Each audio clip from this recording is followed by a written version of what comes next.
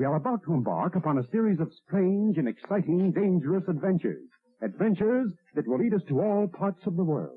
Hello and welcome to another Bad Comic Review. This time we're looking at Action Comics number 533. This issue was written by Marv Wolfman, pencils by Curt Swan, inks by Frank Chiaramonte, letters by Ben Oda. Gene D'Angelo was the colorist and Julius Schwartz editor. Now there's a prison escape, somebody gets onto a helicopter, we don't see who right away. Superman's trying to figure out what the goal is here for H.I.V.E. Jimmy Olsen sneaks onto the train hauling the waste, while Clark has to cover the news story at the Star Lab's nuclear reactor. Now he thinks that H.I.V.E. is going after the reactor, but they're not. In fact, they're going after the train. And they create a distraction to try and cover for it so it looks like they're going after the others. And Superman figures out pretty quick what's really going on. Unfortunately, things don't quite work out. He has to bury a reactor in the ground to keep it from going nuclear. And H.I.V.E. shows up and tries to take him out with this giant kryptonite gun. Thankfully, Jimmy's there to kind of help him out. And Superman does a completely ludicrous thing to try and stop this rocket that they're sending up. It's very complicated.